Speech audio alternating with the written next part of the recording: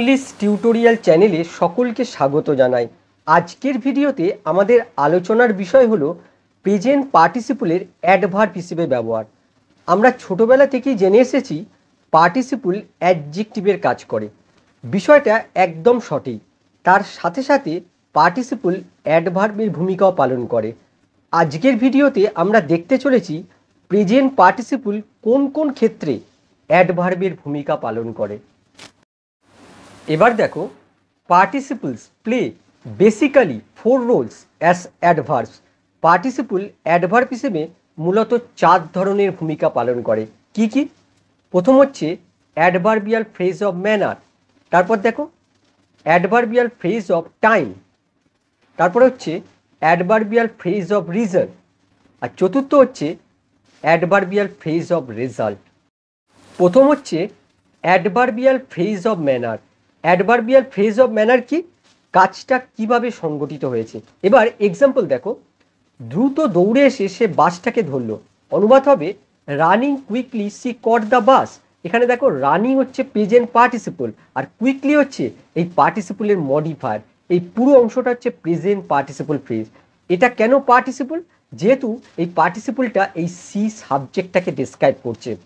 আবার দেখো, আমরা যদি মেন ক্লসের এই ভার্বকে প্রশ্ন করি যে সে কিভাবে বাসটা ধরেছিল, তাহলে দেখো তার উত্তর আসবে এই আন্ডারলাইন অংশটা।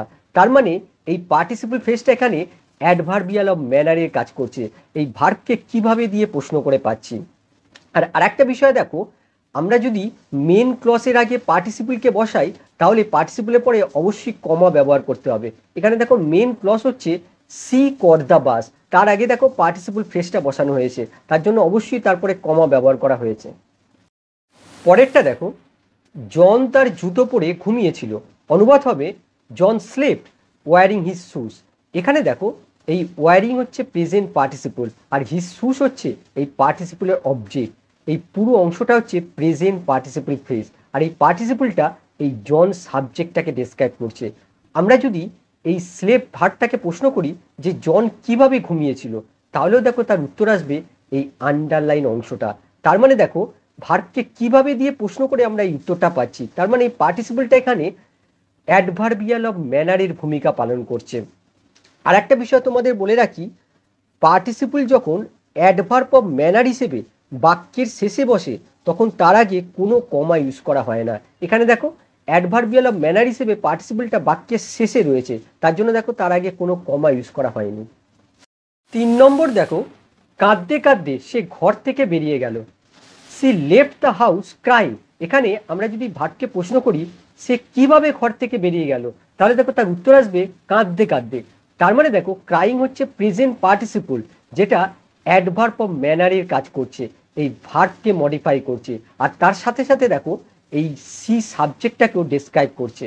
এবার পরেরটা দেখো, মাদার টেরিজা তার সারা জীবন গরিবদের সেবায় ব্যয় করেছেন।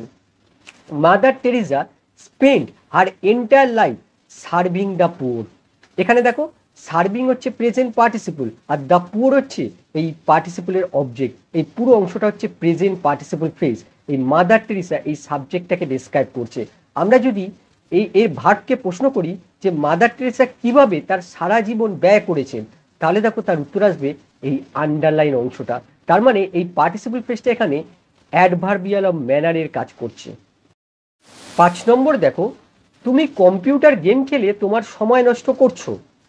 You are wasting your time playing computer game. একইভাবে আমরা যদি ভার্বকে প্রশ্ন করি যে তুমি কিভাবে তোমার সময় নষ্ট করছো, তাহলে দেখো তার উত্তর হবে কম্পিউটার গেম খেলে। তার মানে দেখো প্লেয়িং কম্পিউটার গেমস এটা হচ্ছে প্রেজেন্ট পার্টিসিপল ফ্রেজ। এই প্রেজেন্ট পার্টিসিপল ফ্রেজটা এই ভার্বটাকে মডিফাই করছে, অ্যাডভার্বিয়াল অফ ম্যানারের ভূমিকা পালন করছে, সাথে সাথে আবার এই ইউ সাবজেক্টকে ডেসক্রাইব করছে। পরেরটা দেখো, তিনি সমস্ত কোণ বিবেচনা করে কাজ করেন। She works considering all angles. তিনি কিভাবে কাজ করেন? সমস্ত কোণ বিবেচনা করে কাজ করেন। দেখো এটা হচ্ছে পার্টিসিপল ফ্রেজ, অ্যাডভার্বিয়াল অফ ম্যানারের কাজ করছে। পরেরটা দেখো, ইংরেজি শিখে সে ভালো চাকরি পেয়েছিল। Learning English he got a good job. এখানে দেখো লার্নিং হচ্ছে প্রেজেন্ট পার্টিসিপল আর ইংলিশ হচ্ছে এর অবজেক্ট, এই পুরো অংশটা প্রেজেন্ট পার্টিসিপল ফ্রেজ, আর এই প্রেজেন্ট পার্টিসিপল ফ্রেজটা এই হি সাবজেক্টটাকে ডেসক্রাইব করছে। আবার যদি আমরা এই ভার্বকে প্রশ্ন করি সে কিভাবে ভালো চাকরিটা পেয়েছিল, তাহলে দেখো তার উত্তর হবে ইংরেজি শিখে। তার মানে দেখো এই পার্টিসিপল ফ্রেজটা যেমন একদিকে সাবজেক্টকে ডেসক্রাইব করছে, অন্যদিকে এই ভার্বটাকেও মডিফাই করছে, সুতরাং এটা অ্যাডভার্বিয়াল অফ ম্যানারের ভূমিকা পালন করছে। এবার দেখো adverbial phrase of time. Adverbial phrase of time কি? কাজটা কখন সংগঠিত হয়েছে। এক্সাম্পল দেখো, পুলিশকে দেখে চোরটা পালিয়ে যায়। Seeing the police the thief ran away. এখানে দেখো এই আন্ডারলাইন অংশটা হচ্ছে প্রেজেন্ট পার্টিসিপল ফ্রেজ, আর এই প্রেজেন্ট পার্টিসিপল ফ্রেজটা এই থিপ সাবজেক্টটাকে ডেসক্রাইব করছে। আবার যদি আমরা এই মেন ক্লসের এই ভার্বকে প্রশ্ন করি যে চোরটা কখন পালিয়ে যায়, তাহলে দেখো তার উত্তর আসবে এই আন্ডারলাইন অংশটা, অর্থাৎ পুলিশটাকে দেখে। তার মানে দেখো এই পার্টিসিপল ফ্রেজটা এখানে অ্যাডভার্বিয়াল অফ টাইমের ভূমিকা পালন করছে। আমরা এই বাক্যটাকে এভাবে লিখতে পারি, when the thief saw the police he ran away. এটা হচ্ছে সিম্পল সেন্টেন্স, আর এটা দেখো কমপ্লেক্স সেন্টেন্স। 2 নম্বর দেখো, খবরটা শুনে সে অজ্ঞান হয়ে গেল। Hearing the news she ফেন্টেড। একইভাবে দেখো এই আন্ডারলাইন অংশটা হচ্ছে প্রেজেন্ট পার্টিসিপল ফ্রেজ, আর এই প্রেজেন্ট পার্টিসিপল ফ্রেজটা এই সি সাবজেক্টকে ডেসক্রাইব করছে। আবার যদি আমরা মেন ক্লসের এই ভার্বকে প্রশ্ন করি সে কখন অজ্ঞান হয়ে গেল, তাহলে দেখো তার উত্তর আসবে খবরটা শুনে।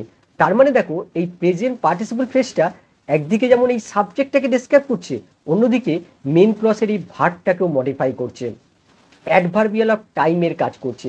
আমরা এই বাক্যটাকে এভাবে লিখতে পারি, when she heard the news she fainted. এবার আমরা দেখব adverbial phrase of reason. Adverbial phrase of reason main ক্লসের কারণটাকে ডেসক্রাইব করে। এক্সাম্পল দেখো, অসুস্থ হয় আমি তোমার জন্মদিনের পার্টিতে যেতে পারিনি।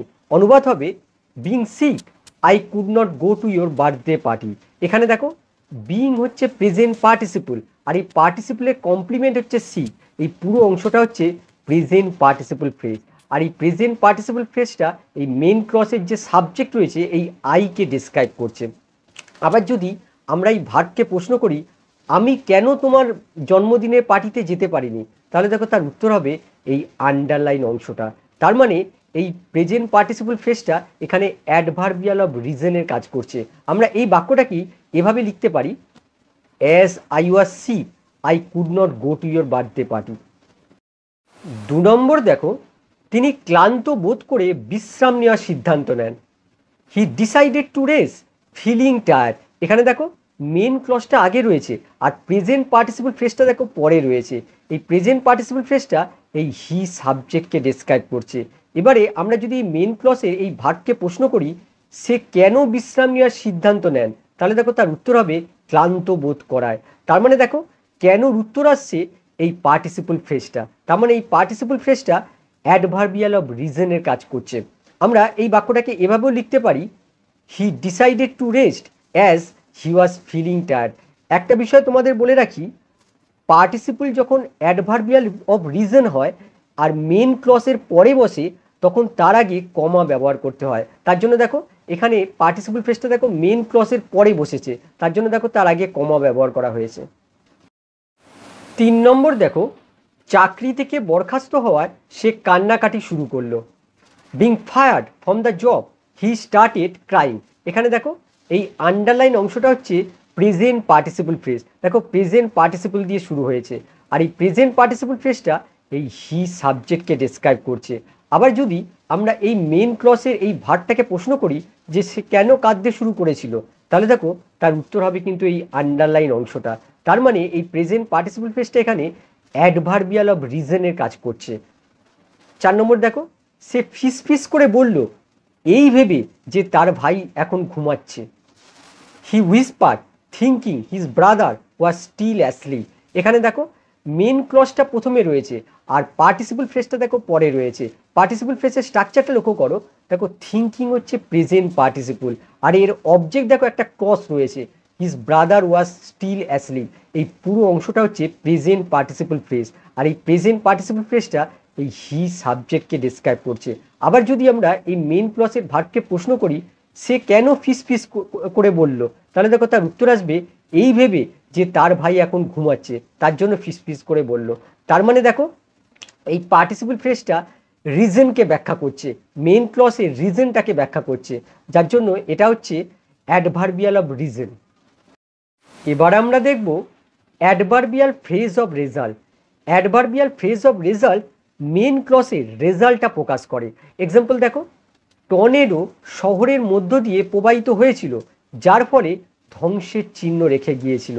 দেখো অনুবাদ হবে, the tornado swept through the town leaving a trail of destruction. এখানে দেখো মেন ক্লসটা প্রথমে রয়েছে আর তারপরে রয়েছে এই প্রেজেন্ট পার্টিসিপল ফ্রেজটা।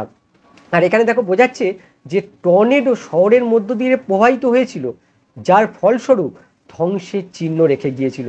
তার মানে দেখো এই মেন ক্লসের রেজাল্টটা প্রকাশ করছে এই প্রেজেন্ট পার্টিসিপল ফ্রেজটা। সুতরাং প্রেজেন্ট পার্টিসিপল ফ্রেজটা এখানে অ্যাডভার্বিয়াল অফ রেজাল্টের কাজ করছে। এখানেও একটা বিষয় বলে রাখি, পার্টিসিপল যখন মেন ক্লসের রেজাল্ট হয় তখন পার্টিসিপলটা সবসময় শেষে বসে, আর তার আগে অবশ্যই কমা ব্যবহার করতে হবে। এখানে দেখো শেষে বসেছে আর তার আগে দেখো কমা ব্যবহার করা হয়েছে। এবার 2 নম্বর দেখো, বোমাটি বিস্ফোরিত হয়েছিল, যার ফলে বিল্ডিংটাকে ধ্বংস করে দেয়। The bomb exploded destroying the building. এখানে দেখো মেন ক্লস প্রথমে রয়েছে আর তারপরে দেখো প্রেজেন্ট পার্টিসিপল ফ্রেজটা রয়েছে। আর দেখো বোমাটা বিস্ফোরিত হয়েছিল, যার ফলস্বরূপ বিল্ডিংটা ধ্বংস হয়। তার মানে প্রেজেন্ট পার্টিসিপল ফ্রেজটার মাধ্যমে এই মেন ক্লসের এই রেজাল্টটাকে তুলে ধরা হয়েছে, যার জন্য এই প্রেজেন্ট পার্টিসিপল ফ্রেজটা হলো অ্যাডভার্বিয়াল অফ রেজাল্ট। 3 নম্বর দেখো, সে এই শহরে অদ্ভুত দেখতে কিছু মানুষকে দেখল, যা তাকে অবাক করে তুলেছিল। He saw some strange looking people in this town making him surprise. এখানে দেখো বোঝাচ্ছে সে এই শহরে কিছু অদ্ভুত দেখতে মানুষকে দেখেছিল, যা তাকে অবাক করে তুলেছিল। তার মানে দেখো মেন ক্লসের রেজাল্টটা এই প্রেজেন্ট পার্টিসিপল ফ্রেজের মাধ্যমে প্রকাশ করা হয়েছে। তার মানে এই প্রেজেন্ট পার্টিসিপল ফ্রেজটা এখানে অ্যাডভার্বিয়াল অফ রেজাল্টের কাজ করছে। এবার 4 নম্বর দেখো, ভয়ঙ্কর ঝড় শহরে আছড়ে পড়েছিল, যা প্রচুর ক্ষয়ক্ষতি ঘটিয়েছিল। Terrible storms hit the city causing a lot of damage. এখানে দেখো এই আন্ডারলাইন অংশটা হচ্ছে প্রেজেন্ট পার্টিসিপল ফ্রেজ, আর এখানে দেখো বোঝাচ্ছে যে ভয়ঙ্কর ঝড় শহরে আছড়ে পড়েছিল, যার ফলস্বরূপ প্রচুর ক্ষয়ক্ষতি ঘটেছিল। তার মানে দেখো এই মেন ক্লসের রেজাল্টটা প্রকাশ পাচ্ছে এই প্রেজেন্ট পার্টিসিপল ফ্রেজের মাধ্যমে। আবার দেখো এই প্রেজেন্ট পার্টিসিপল ফ্রেজটা একদিকে যেমন এই স্ট্রং সাবজেক্টটাকে ডিসক্রাইব করছে, অন্যদিকে দেখো এই মেন ক্লসের রেজাল্টটা প্রকাশ করছে, যার জন্য এটা হচ্ছে অ্যাডভার্বিয়াল অফ রেজাল্ট। এবার দেখো, a participle phrase is not considered an adverbial phrase if the participle sits right next to the noun or pronoun it is modified. Participle ফ্রেজকে অ্যাডভার্বিয়াল ফ্রেজ হিসেবে কনসিডার করা যাবে না যদি পার্টিসিপলটা ঠিক ওই নাউন বা প্রোনাউনের পাশে বসে। কোন নাউন বা প্রোনাউন? যে নাউন বা প্রোনাউনটাকে ওই পার্টিসিপলটা মডিফাই করছে বা ডিসক্রাইব করছে। এক্ষেত্রে মনে রাখবে তখন সেই পার্টিসিপল ফ্রেজটা শুধুমাত্র অ্যাডজেক্টিভের কাজ করে। এক্সাম্পল দেখো ক্লিয়ার হয়ে যাবে। মঞ্চের ওপর গান করতে থাকা মেয়েটি আমার বন্ধু। The girl singing on the stage is my friend. এখানে দেখো এই আন্ডারলাইন অংশটা হচ্ছে প্রেজেন্ট পার্টিসিপল ফ্রেজ, আর এই প্রেজেন্ট পার্টিসিপল ফ্রেজটা এই গার্ল নাউনকে ডেসক্রাইব করছে। আর লক্ষ্য করো এই পার্টিসিপলটা দেখো যে নাউনটাকে ডেসক্রাইব করছে ঠিক তার পাশে বসেছে। এক্ষেত্রে এই পার্টিসিপল ফ্রেজটাকে কখনোই অ্যাডভার্বিয়াল ফ্রেজ বলা যাবে না, এটা শুধুমাত্র অ্যাডজেক্টিভের কাজ করছে, এটা হচ্ছে অ্যাডজেক্টিভ ফ্রেজ। আবার দেখো, ট্যুর বাসের অপেক্ষায় থাকা মানুষগুলোকে উত্তেজিত দেখাচ্ছে। Those people waiting for the tour bus look excited. এখানে দেখো এই আন্ডারলাইন অংশটা হচ্ছে প্রেজেন্ট পার্টিসিপল ফ্রেজ, আর এই প্রেজেন্ট পার্টিসিপল ফ্রেজটা এই পিপুল নাউনটাকে ডেসক্রাইব করছে। আর লক্ষ্য করো ওয়েটিং হচ্ছে প্রেজেন্ট পার্টিসিপল, আর প্রেজেন্ট পার্টিসিপলটা যে নাউনটাকে ডেসক্রাইব করছে ঠিক তার পাশে বসেছে। এক্ষেত্রে এটাকে কখনোই অ্যাডভার্বিয়াল ফ্রেজ বলা যাবে না, এটা হচ্ছে শুধুমাত্র অ্যাডজেক্টিভ ফ্রেজ। আরও এরকম বাক্য দেখো, আমি একটা ছেলেকে বল নিয়ে খেলতে দেখলাম। I saw a boy playing with a ball. এখানে দেখো এই আন্ডারলাইন অংশটা হচ্ছে প্রেজেন্ট পার্টিসিপল ফ্রেজ, আর প্লেয়িং হচ্ছে প্রেজেন্ট পার্টিসিপল, আর এই প্রেজেন্ট পার্টিসিপলটা এই বয় নাউনটাকে ডেসক্রাইব করছে। আর দেখো প্রেজেন্ট পার্টিসিপল যে নাউনটাকে ডেসক্রাইব করছে ঠিক তার পাশে বসেছে, তার মানে এই প্রেজেন্ট পার্টিসিপলটা শুধুমাত্র অ্যাডজেক্টিভের কাজ করছে, অ্যাডজেক্টিভ ফ্রেজ। পরেরটা দেখো, আমি পদার্থবিদ্যা অধ্যয়নরত একটি ছেলের সাথে দেখা করলাম। I met a boy studying physics. একইভাবে দেখো এই আন্ডারলাইন অংশটা হচ্ছে present participle phrase, are studying হচ্ছে প্রেজেন্ট পার্টিসিপল, আর এই প্রেজেন্ট পার্টিসিপলটা যে নাউনকে ডিসক্রাইব করছে তার পাশে বসেছে, সুতরাং এটা হচ্ছে অ্যাডজেক্টিভ ফ্রেজ। এটাকে কখনোই অ্যাডভার্বিয়াল ফ্রেজ হিসেবে কনসিডার করা যাবে না। এবারে 5 নম্বর বাক্যটা দেখো, সিনেমা চলাকালীন ঘুমিয়ে পড়ায় সোহিনী শেষ দৃশ্যগুলো মিস করেছিল। Sleeping during the movie Sohini missed the final scenes. এখানে দেখো এই আন্ডারলাইন অংশটা হচ্ছে প্রেজেন্ট পার্টিসিপল ফ্রেজ, আর এই প্রেজেন্ট পার্টিসিপল ফ্রেজটা এই সোহিনী এই সাবজেক্টটাকে ডিসক্রাইব করছে। আবার যদি আমরা মেন ক্লসের এই ভার্বকে প্রশ্ন করি যে সোহিনী কেন শেষ দৃশ্যগুলো মিস করেছিল, তাহলে দেখো তার উত্তর হবে এই আন্ডারলাইন অংশটা, অর্থাৎ সিনেমা চলাকালীন ঘুমিয়ে পড়ায়। তার মানে দেখো এই পার্টিসিপল ফ্রেজটা এই মেন ক্লসের এই ভার্বটাকে মডিফাই করছে। এই পার্টিসিপল ফ্রেজটা এই যে মেন ক্লসটা রয়েছে তার কারণকে ব্যাখ্যা করছে, যার জন্য এই পার্টিসিপল ফ্রেজটা হলো অ্যাডভার্বিয়াল অফ রিজন। এবারে এই বাক্যটা দেখো, একই বাক্য, সোহিনী সিনেমা চলাকালীন ঘুমিয়ে পড়ায় শেষ দৃশ্যগুলো মিস করেছিল। Sohini sleeping during the movie missed the final scenes. Just দেখো এই পার্টিসিপল ফ্রেজটার পজিশনটা চেঞ্জ হয়েছে, আর এখানে দেখো এই পার্টিসিপল ফ্রেজটা হচ্ছে নন রেস্ট্রিকটিভ পার্টিসিপল ফ্রেজ। দেখো দুপাশে কমা ব্যবহার করা হয়েছে, আর এই পার্টিসিপল ফ্রেজটা এই সোহিনীকে ডিসক্রাইব করছে। আর লক্ষ্য করো এই পার্টিসিপল ফ্রেজের মধ্যে এই স্লিপিং এটা হচ্ছে প্রেজেন্ট পার্টিসিপল, আর প্রেজেন্ট পার্টিসিপল যে নাউনটাকে ডিসক্রাইব করছে ঠিক তার পাশে বসেছে। এক্ষেত্রে কিন্তু এই পার্টিসিপল ফ্রেজটাকে অ্যাডভার্বিয়াল ফ্রেজ বলা যাবে না, এটা হচ্ছে অ্যাডজেক্টিভাল ফ্রেজ। তাহলে এখান থেকে একটা বিষয় পরিষ্কার, সব পার্টিসিপল ফ্রেজকে অ্যাডভার্বিয়াল ফ্রেজ বলা যাবে না।